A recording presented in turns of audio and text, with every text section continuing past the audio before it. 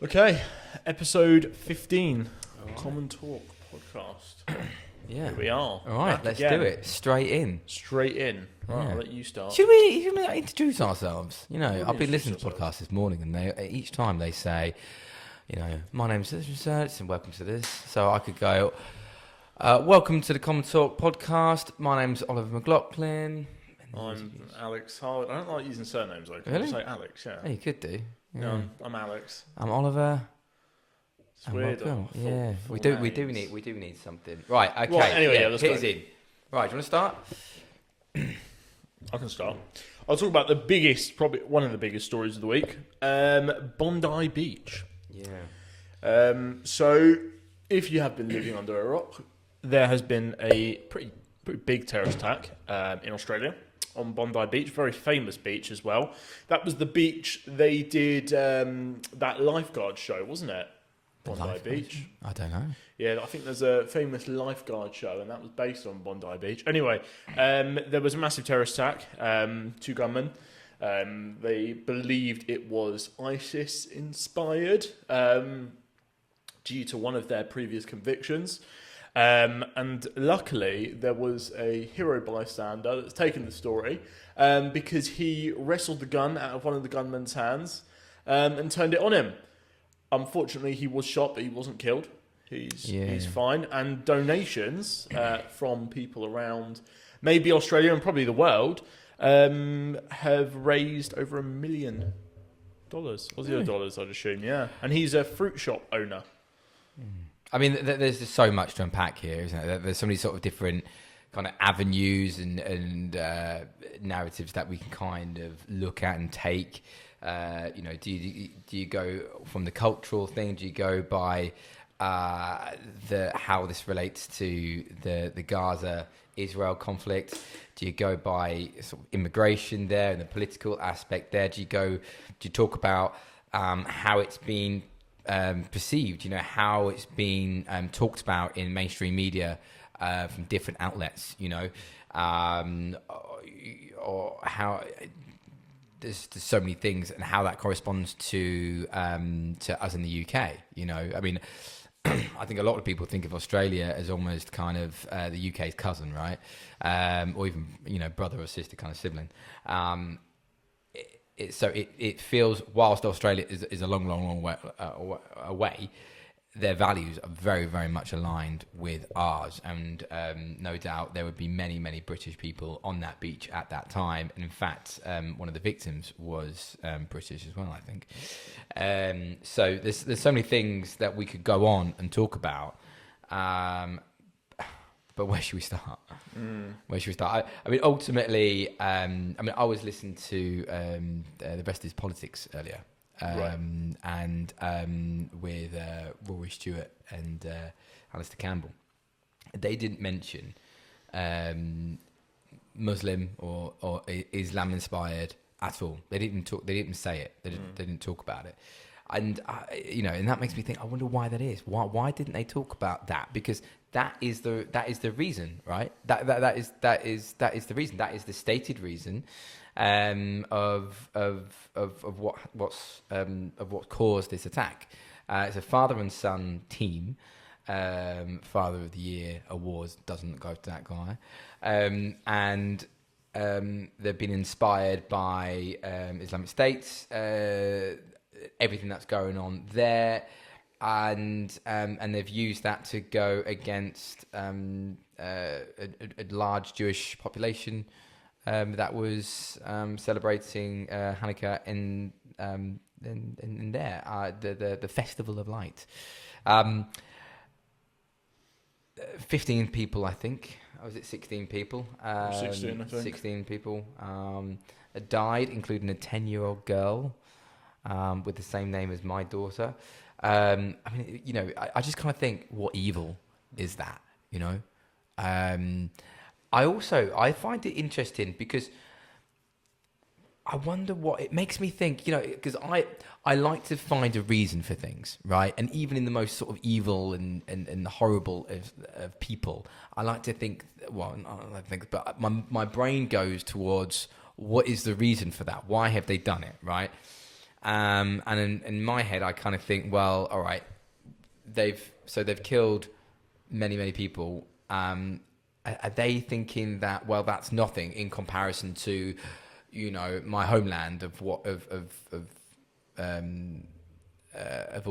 the murder and everything that's happening there, and this is a taste of their own medicine. I mean, maybe it's a signal to the Australian government, to the Jewish community, to Israel.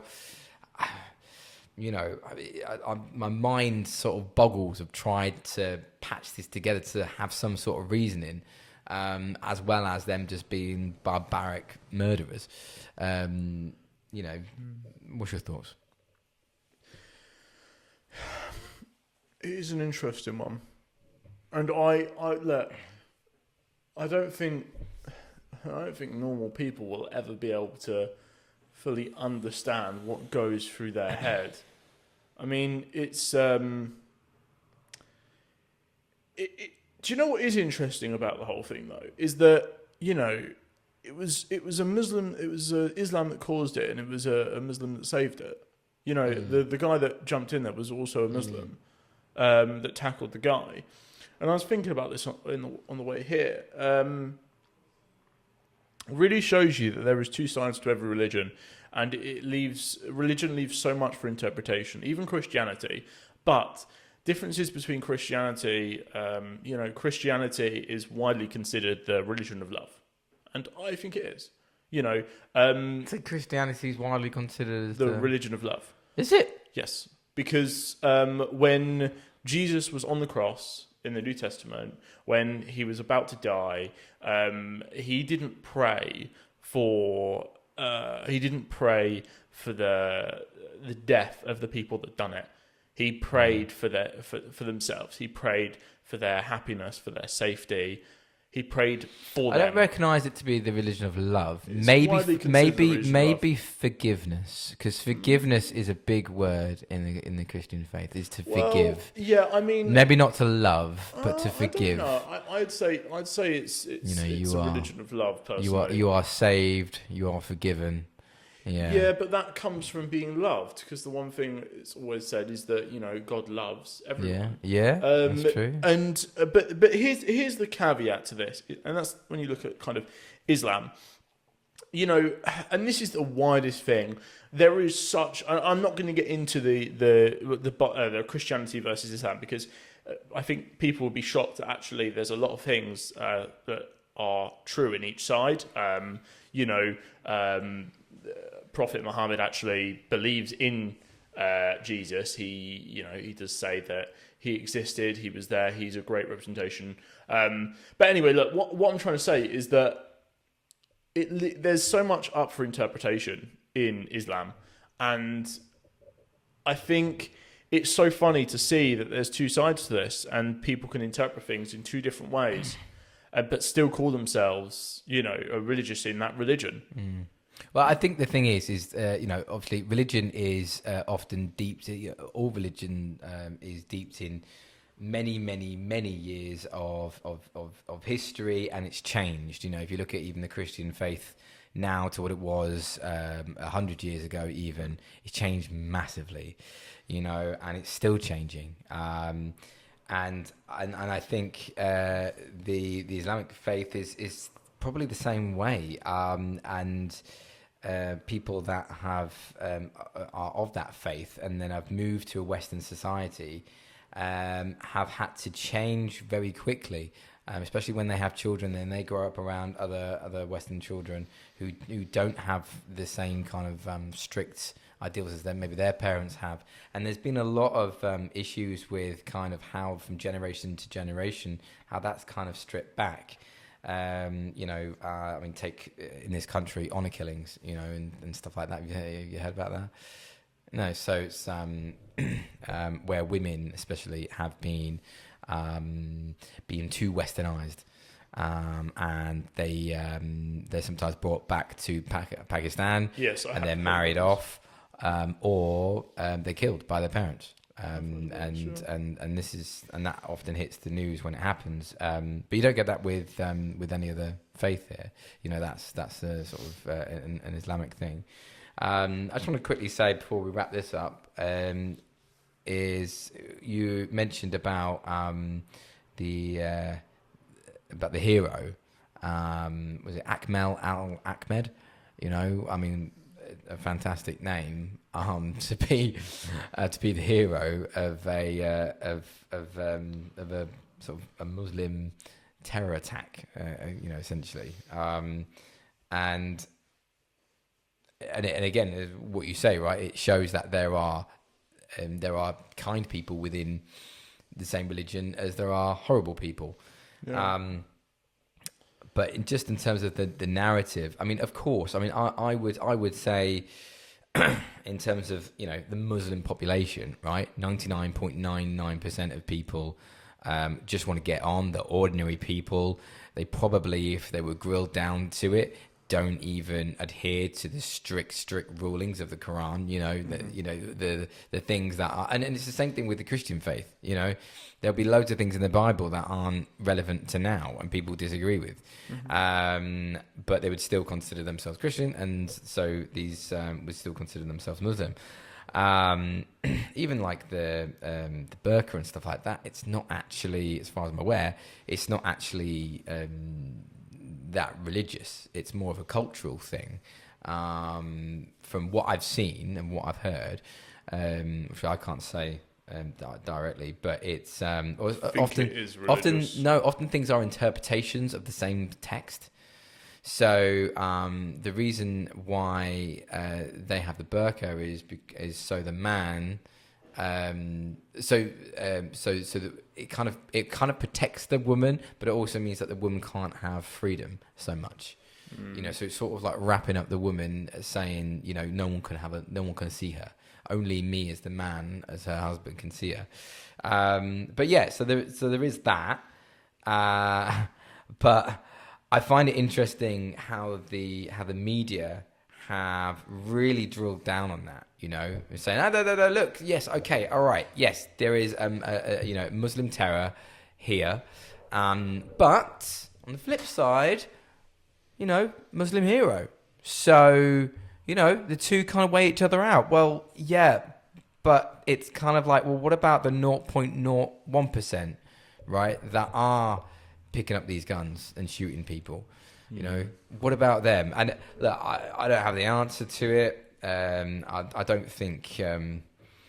I think it's very difficult to have an answer to it, other than just you know, stop all the mass immigration. I think is the main one. And I think ultimately, if you just stop all the immigration, the people that are here will slowly assimilate. And there might be the odd few that will create, you know, that will do some terror. Yeah. But they will eventually assimilate. Look, and I'm going to add one more thing to this. I completely agree with that, and I know it's a difficult conversation because, you know, in the widest point of view, like, that could be considered, you know, a lot of like very left people consider that completely racist, but it's not. It's true. I mean, I'm going to give what you just said about, you need to stop massive immigration. Yeah, but I'm going to give you the analogy you gave to me. You know, it's like imagine a small Italian village, and you and your family decide to move there. And it's great. You've got Italian culture everywhere. But then your next door neighbours decide. I say this to you. Yeah, I was about to say, you said this to me, yeah. And then their next door neighbours. And then suddenly this Italian village is overrun by British people. And then slowly British culture starts to come back. Yeah. You know, and it's the same thing. When you have a mass build-up. Yeah, but England have never learned from this because they've done it throughout history. This is what caused a lot of the Gaza problems today.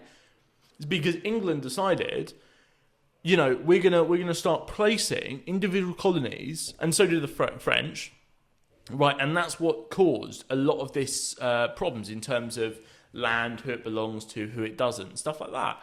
And we really need to learn, you know, stopping immigration, slowing this stuff down is as you said, the only way to get people to really, I can't pronounce the word, assimilate into kind of British culture, British standards and British values.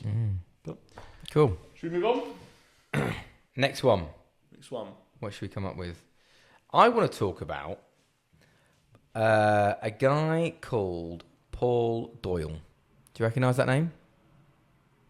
Not off the top of my head. He is the guy who he's just been sentenced, but he's the guy who got in his car and plowed into more than 130 people at the Liverpool FC victory parade. And he's just been sentenced to 21 years and 6 months. Now, I want to just open this debate really of are you aware of this story? Obviously, I'm aware of the story. I remember that's where the guy drove in. Everyone was trying to smash the windows, get him out of the car. Now, I'm in two minds about this, and maybe I need to watch some videos of him ploughing into children, right? Which might make me think differently. And if you go on X or anything like that, there's the classic thing of okay, well, if you're white, you're innocent and you made a mistake. If you're brown, then you're guilty, right? And I have that, the back of my mind when I talk about this kind of thing. But I guess what it is what is the motive here, right? So there's been it's now known as a kind of like a modern way of causing a terror attack, right? Getting into a car and driving into a crowd, okay? Especially when there's a thing going on. The classic one, one of the most famous ones was the Boston Marathon in the US, right? But they are there with an intent, right? So they've gone there. Everything that they've done is been to cause mass harm, right? So it's to get in their car, to use the car as a weapon, and to drive at people, aiming at the most amount of deaths, right? So that is their aim, okay? I don't believe, and as everything I've read on this, that was this guy's aim. What happened to this guy was I don't want to call him an ordinary person, but he pretty much was an ordinary person. He had some issues, he had some past, and all the rest of it, okay? But largely, it was an ordinary. He didn't go there with any malicious intent, right? So what happened was he was looking. He was going to pick some people up, and he took the wrong turning. Okay. Now this is a bit of a fault of the police and things like that of not structuring the roads. So when you've got a parade like this, you need to make sure that all the roads, you can't just drive into, right? It's got to have bollards. It's got to have people there to say, this road's closed today because there's a parade on and all that kind of stuff. And anyway, there was an issue there. I'm not excusing the guy. I'm just saying that wouldn't have happened if those correct procedures would have been put in place. Anyway, so he was driving along and this parade was surrounding his car, right? And some people were hitting his car, getting in the way of the car. And this guy, Paul Doyle, was started to get pissed off, right? He started to get really angry, right? People were touching his car. He was trying to get to somewhere and he was going like 1 mile an hour. And he started to get maybe a bit threatened because people were hitting, sort of touching his car, etc., right? And so the wrong move, obviously, was he put his foot down a little bit. And then that turned into complete rage, right? And that rage meant he wasn't thinking clearly. His rage completely took over, and he plowed into 130 people. Now, this is the thing, right? If he plowed into a few people, then thought, but I guess the more it's kind of like if you hit a few people, right? The crowd suddenly turns on you. So if you get out of your car, you might get beaten up, or you carry on and you risk hurting people.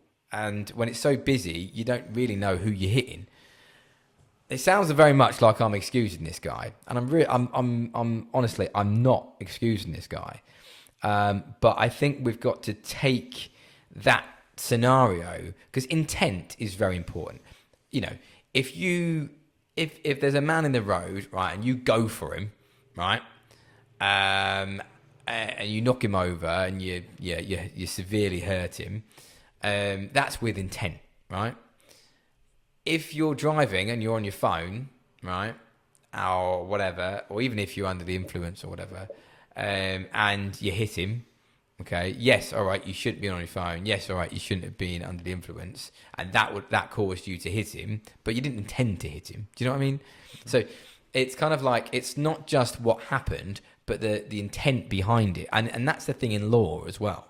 And they very much, I wonder if they've kind of thrown the book at this guy because he's put his hands up, he's said, I'm guilty of every single thing that you've accused me for, and I'll take whatever sentence you give me. And I wonder if, because we know our justice system in this country is warped, right?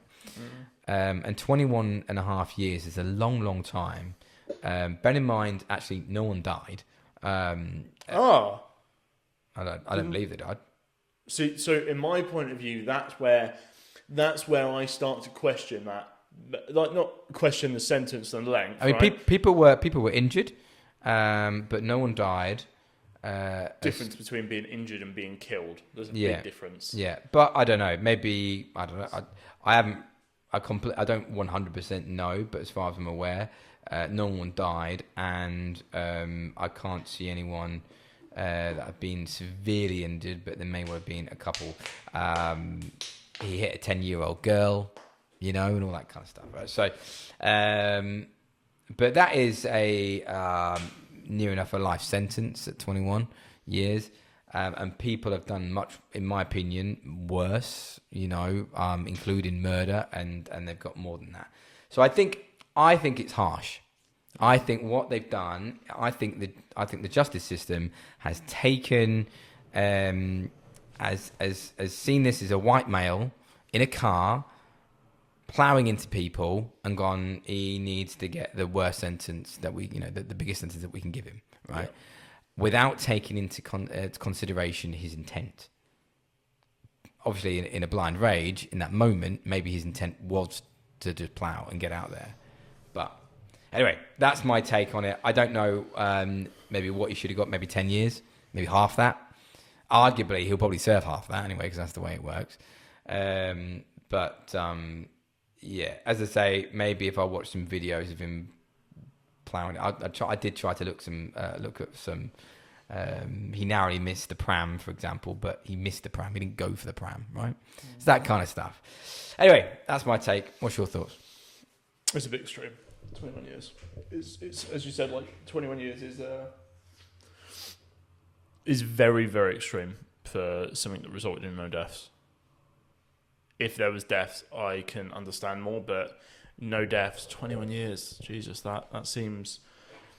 I don't think, I just don't see how. Yeah, I mean, though I don't know, it's it's a really difficult one, actually. It's what stumped you. Yeah, I mean, I personally, I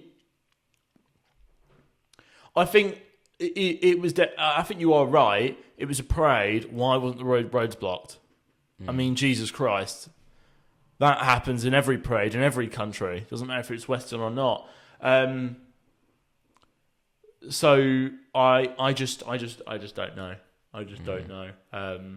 Yeah, no one was killed. No one was killed. He can't have been going very fast. He wouldn't be able to build up much speed. I think he kind of like jutted. Yeah. So there were certain moments of, and he eventually stopped, and he was surrounded by police. So no, he didn't kill anyone, and there were no fatalities. Yeah, I think it was just the CPS trying to make a statement. Well, and that's what I think. It's a funny one, right? So we always see about the justice system, and it's very well known that the justice system is very soft in this country, right?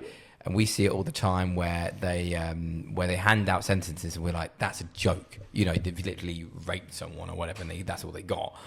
But then we see sometimes, and they're like, oh my God, like, I don't know, hurty words on Facebook gets 3.5 years in prison. I'm like, what?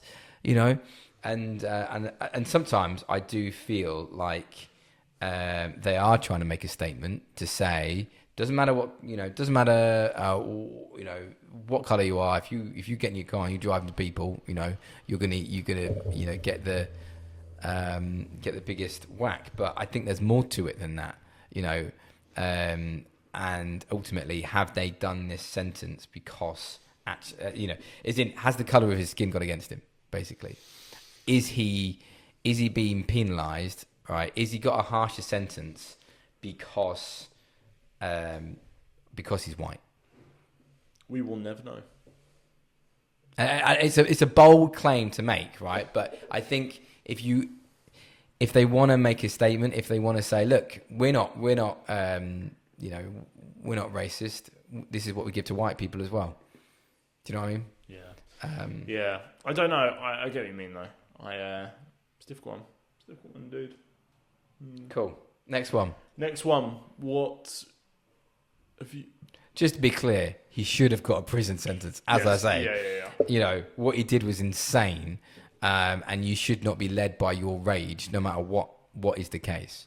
But as I say, I just think it was a bit heavy. Right. Can I jump in here? This will be a short one, I reckon, 5 minutes. Yeah, go on. So the EU has decided to drop the 2035 combustion engine ban after automaker pressure. So this is really interesting, and I think this really shows it could be beginning to show a massive change of tide in terms of the values and the social values of the West. In the last couple of years, so I don't know if you remember, 2 years ago, there was every big company had like a gay pride logo of their logo. Mm-hmm. Okay, the year later, which is earlier this year, they didn't. Very few companies took part, and there was a lot of talk on: is this a turning point? Is the pendulum swung, and is it now starting to swing the other way, where people are sick of this stuff? They're sick of all of the woke nonsense. They're sick of the kind of clean energy, climate nonsense. Is public interest dying for it? And I think this is a really interesting stage, because this was obviously a big thing, wasn't it? When they made this combustion engine ban. So tell me about it. What is it? I'm not too sure. Originally, the ban was obviously that they were going to stop producing typical gas engines, right, on cars. Okay. And that was going to be fueled by the fact that they weren't going to be able to sell new petrol cars. Okay. So the EU, and I stress the EU, not the UK, but I reckon the UK will probably follow suit. I don't see why they wouldn't be able to. What's this got to do with gay logos? Right, because the reason I'll say that this is why I think it's got something to do with it, right, is that this whole policy was not a sensible policy.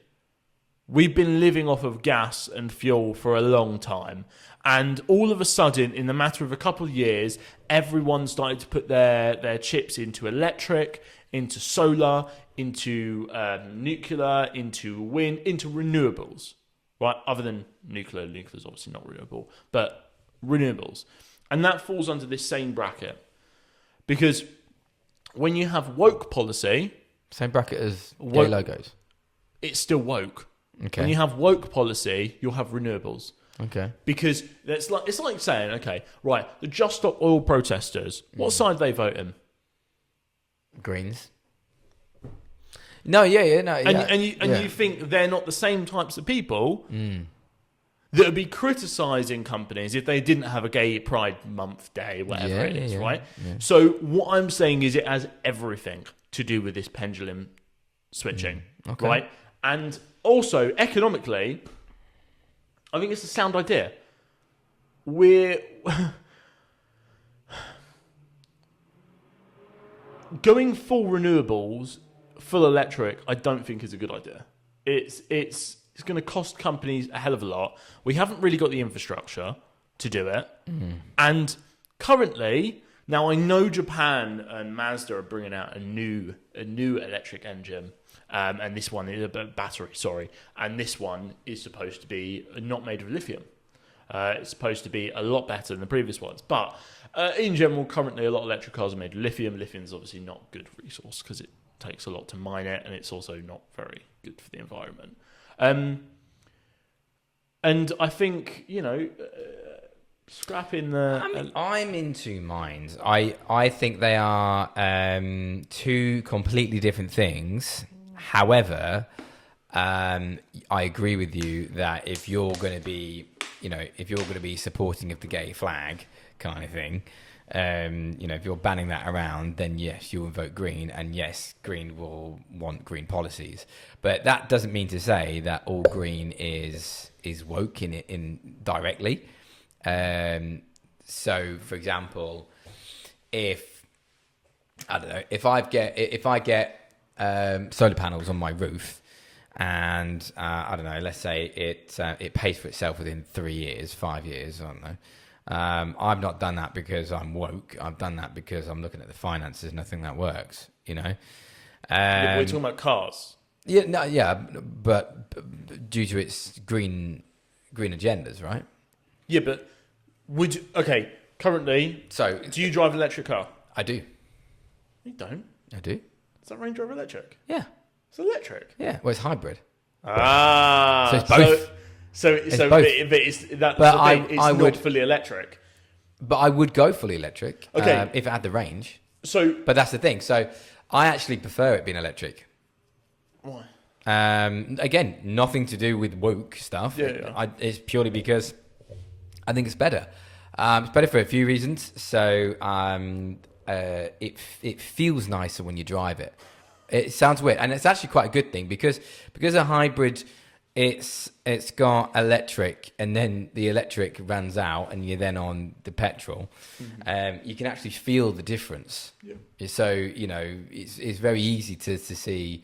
I can literally tell as I'm driving when I've run out of electric, and I prefer, if you speak to anyone that drives a Tesla, right, for example, they will say to you, "Oh, it's so much good. It's so much better. It's so much nicer." It feels. This is a bit of a pun. It feels like a cleaner drive, right? It's smoother, right? And if you put your foot down, you'll go boom. Just like a Sky Electric or whatever. So it feels nicer. Also, I get to charge it at my house. I don't need to go to a petrol station. It's really annoying when you get into your car in the morning and you go, I didn't fill my car up yesterday. I should have done. I just came home, and you got to go and pick it up. But instead, you just charge it at home, and when you wake up in the morning, you go in your car, that you got a full tank of electric, however you want to call it.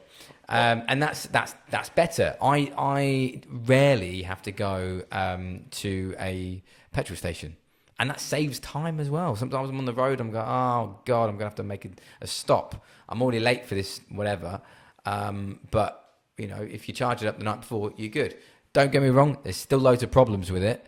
But the moment it can plug in and be fast, have a full charge within 10 minutes or something, or minutes even, then everyone will be using it.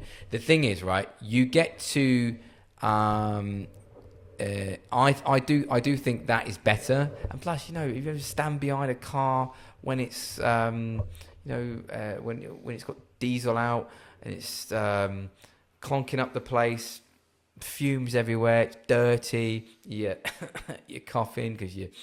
And if you go to any city, so pollution of cities isn't a woke thing; it's a genuine thing, and it's got serious health implications with it as well. I don't know the exact data on that, but there is plenty of stuff out there that shows that pollution in our cities is a big problem. I don't agree with like Sadiq Khan's solutions of the ULEZ and stuff like that they have in London to try and squash this problem. I don't agree with that. I think you get to, so everyone should be driving EV cars eventually. in my opinion, for all the reasons why I've just stated. But I don't think you should force people. I think that you should get it to the point where they make the obvious choice. You know, as in like, well, I'm going to choose that because it's better for me, not because it's better for even the environment. You know, that I agree with. But that's how you get to that change. Here's the thing: bottom line facts is the UK produces something like less than 3% of global emissions. Right? We've done all of this kind of climate policy to adhere to that. 3% in the nicest way is going to make fuck all difference. So what we're going to do is we're going to go clean, and then what we're going to do is we're going to blame China, Russia, all of these Middle Eastern countries for producing loads of things while we buy all of the things we own from those countries. Going off on a tangent slightly, do you recycle? Do I recycle? Well, I don't really believe in recycling much because I know that a lot of the waste just goes abroad anyway. So I take that. Shiver me timbers. I take that as a no. Well, I mean, if there's a bin, a bin's a bin, mate. To me, honestly, I think I can. I'll chuck at home. Obviously, I'll put like plastic and cardboard and stuff in one part, and then like that's recycling. Is that what you call? Oh, okay, well, yeah, fair enough. I do. I mostly do it though because if I put like a cardboard box into the normal bin, it takes up so much room. You live with your mum and dad, right? Live with my mum. Yeah. So you live with your mum. I guess if you put something in the wrong bin, she'll already tell you off. Yeah. Even as an adult. It's mostly because of room though. Yeah. And well, the thing is, if you put it out right and you put something that's not recyclable in the recycling bin, and the bin men see it, they can refuse it, and it does happen. Yeah. So yeah, I don't recycle anything. No. I have private people that come and just pick up the bins. Of course you do. I'm really anti it. My mum came around the other day. She went, "Do you not feel bad? Do you not feel bad about like not recycling?" I went, "Nope. Look at China." Yeah. Yeah. This is like nothing, you know. Yeah.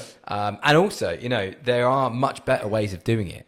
So the reason why the councils have it the way they have it is because everybody or most people just conform. You know, they put it in all the different bins that they need to. But actually, if they thought about it differently, what should happen is it all just goes into one pile and then gets sorted out by huge machines. That's what should happen. That'd be a good idea. Germany do that. Just pops into my head. What? This would never be approved nowadays, right? But imagine, you know, in old American houses, they have big furnaces at the bottom of the house to like keep the house warm. They call it. It's not a furnace, but it's like a boiler, but a massive boiler. Okay. Yeah. Why don't people just burn their own stuff? For heat. A lot of things aren't burnable, and if they are, they could blow up or. Well, there's going to be some common fumes. sense needed with that, but. Well, that's where you're going wrong. Most people don't have that. That is very true. Anyway, we should probably move on. I've got one. Have you? Yeah. Cool. Okay. That's so cool. Now we spoke about this a couple of weeks ago. I'm bringing it up again because now he's gone and done it. Trump has now said that they've done the lawsuit, right? They're $5 billion. I saw somewhere it's double that as well. Like they've done the same thing twice or something. But yeah. So upwards of $10 billion potentially that Donald Trump is trying to sue the BBC for. Now, up until recently, it was a thing of maybe he was going to do it, maybe he's not. In fact, a couple of weeks went by, and people thought, he's not going to do it. It's too much going on. But no, he's doing it. Now, this causes a huge problem for the BBC. Now, the BBC doesn't borrow any money, as far as I'm aware. It doesn't have like debt. It gets all its money from the licensee payer, which have been dwindling in recent years. For some reason, people don't want to pay the BBC anymore. I don't know why. And so what happens? What should our politicians do now? I mean, because this, if it is successful, will probably bankrupt the BBC, right? Yep. And there's some people going, good, yeah, serves them right. There's other people going, oh no, we love the BBC. Now, I'm pretty sure I know your stance on the BBC, and you know mine. And that, for anyone listening, is we don't. The thing is, I like the BBC. I really, really do. I think it's a great thing. I do think it's very much left leaning, and the Panorama program, massively demonstrated how far they are willing to go in their left leaning motives. But I like the programs, and a lot of people like the programs, and I like people who like the programs. What bloody programs do you like? Homes Under the Hammer. You're slightly biased there, though, Oliver, aren't you? Do you want to explain your bias, maybe, to the people watching? I have been on Homes Under the Hammer several times. That might be why you like it. But though. I also like a sort of a British institution, So I like it. I like the royal family. I like I don't know, bloody BBC, NHS. I like all these big things that are recognised around the world. Right? It's all part of our soft power. Right? And BBC actually is kind of soft power for the UK. So basically, the UK's influence around the world. Okay, and I like that. The problem is, I don't like that they force people, or they try to force people, to pay £170 a year, or whatever it is now, just because they can get BBC. I think it's fundamentally wrong to charge someone for something that they don't use, unless it's for like the greater good. And I don't think BBC can demonstrate enough that it's for the greater good. I mean, I think and the thing, it can't even be policed. Like how do you? It's meant to be impartial, but how do you enforce? You just can't. I think it needs to change fundamentally. There's a load of different models it can change, but ultimately it needs to be subscription led, and it needs to be people's choice if they want to pay for it, get the programs that they want to watch. And have it like that. So I like it. I just think it's fun. It's fundamentally flawed with its subscription model, and it's as simple as that.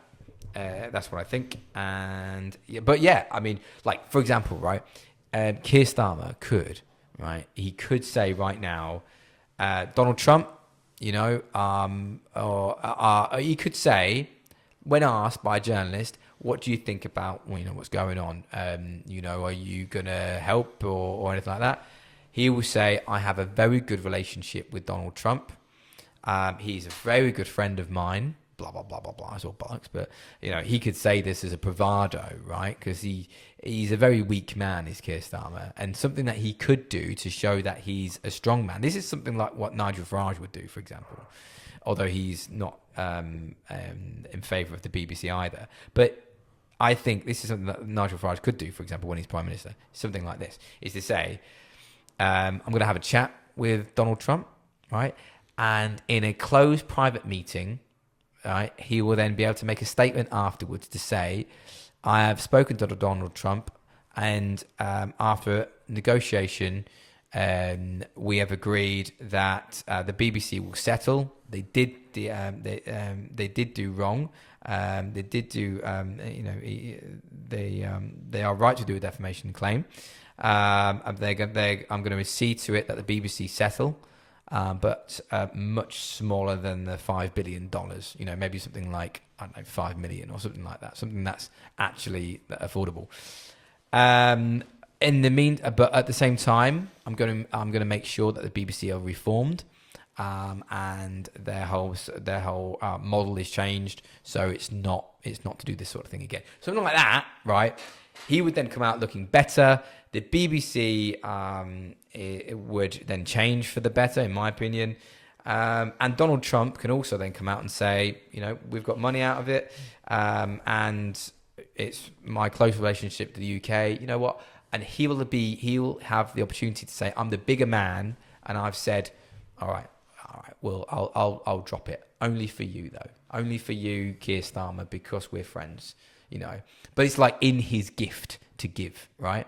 So he will come out looking better as in Donald Trump, and he doesn't want this headache because this can go on for years. He doesn't want this headache. He wants a quick, easy win, a payout or something like that, and to make them think twice about lying about what they did again. I also find, I'm talking a lot, but I don't know about you, but I listen to a lot of podcasts, right? And I hear the commentary about it, and so many people and so many podcasts. This is why we're about, right? Sort of, they say, well, they didn't really say anything that wasn't like what the BBC said wasn't how it wasn't to the letter kind of thing. It wasn't exactly what he said, but it was round about what he was saying anyway. I was like, well, no, it's completely bloody different. It's completely different. If you listen to the clip, one clip is right, in the edited clip, he says we're going to march to the Capitol, and I'll be with you, and we'll fight. We'll fight. Right. So that's pretty damning, to the whole Capitol riot, thing, right? But what he actually said was two different clips. Didn't say anything like that.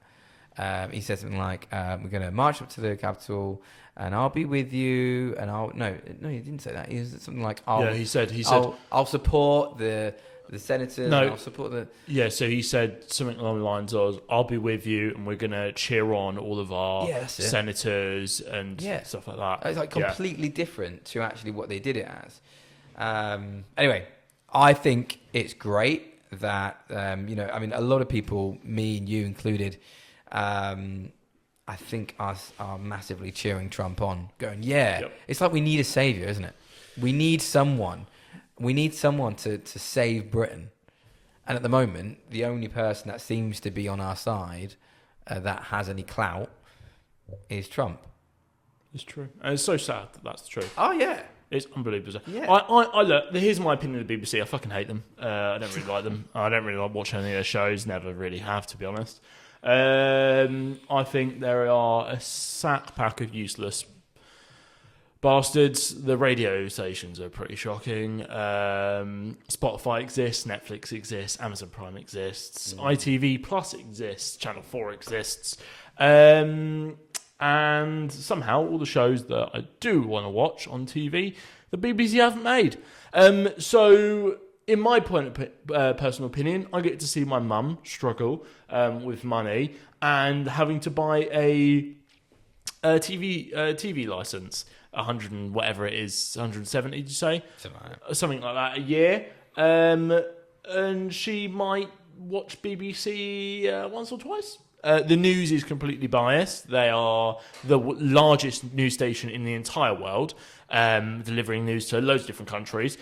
And if anyone should be more central, it should be them. But they're not. They're left-leaning. And even if they were right-leaning, probably no problem with them, but still, they shouldn't be. They should be as central as they possibly can, and they're not. So, in the nicest way for the BBC, I would sack all of the board. I'd sack all of the basically heads of the department, and I would just reform the whole thing. And also, if they go bankrupt, well, sucks to be them. I think there's a bunch of things you could do with it, but that's a conversation for another day. Right, but one more very story. good. Sure.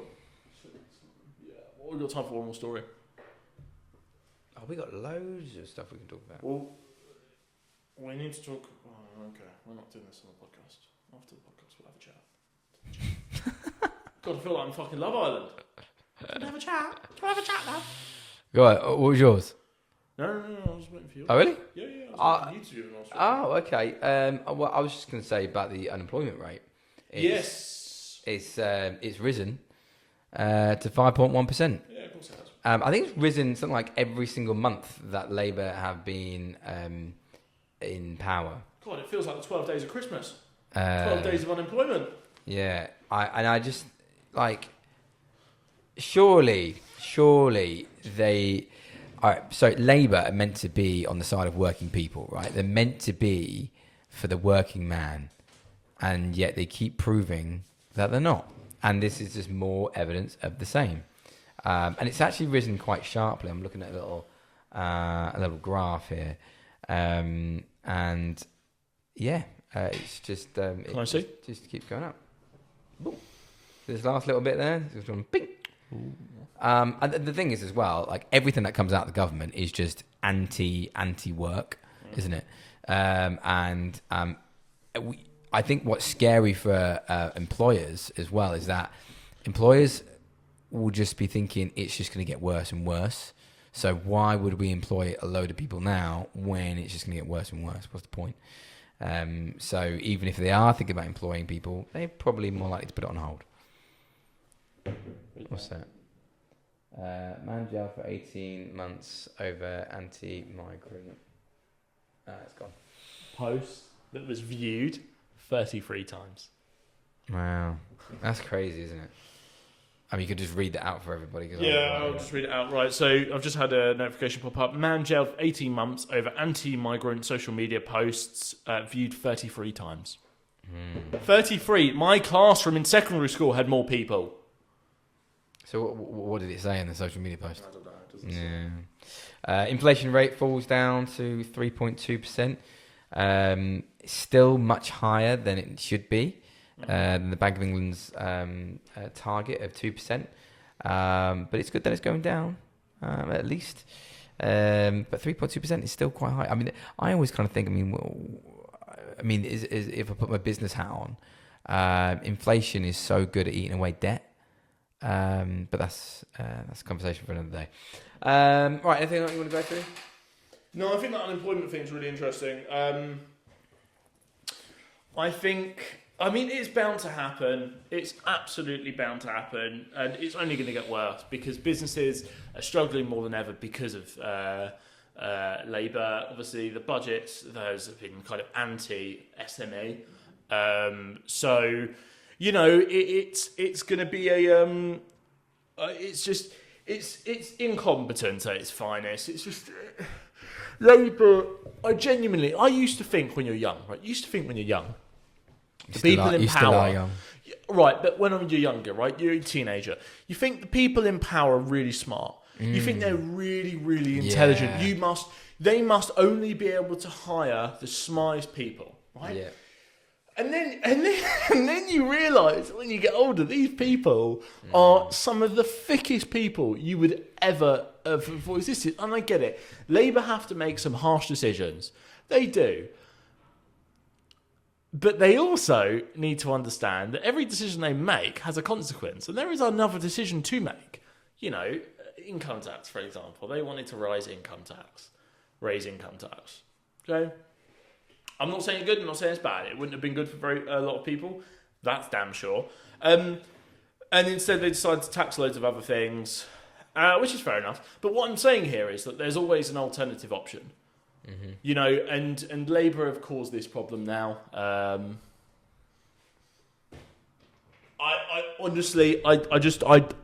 This country is just, it's sinking. In the nicest way, it's just sinking. And at the end of the day, after all the dust has settled, the English people are going to turn around and look at these fucking idiots in charge for so long. Mm-hmm. I'm not talking about Keir Starmer, I'm talking about for the last 15, 20 years, you know. And we're going to start to think about how badly this country has been run. Wow. And the consequence to that is going to be harsh. It's going to be absolutely harsh. But, you know, welcome to England. It's much more than bangers and mash. Have you ever heard that song? Probably not. No. Anyway, but yeah, so that's my view on it. Do you know, honestly, the incompetence in government is just astounding. It's absolutely astounding. And young people are going to get hurt the most, as they always do. Your kids, right? When I have kids, if I have kids, my kids. You want kids? I do want kids, yeah. But just generally, you know, World War III and all. And they're the ones that are going to be hurt the most. Cool. Should we wrap up there?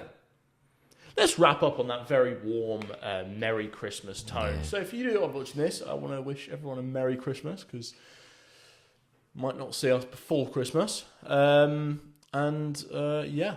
All right. we'll see you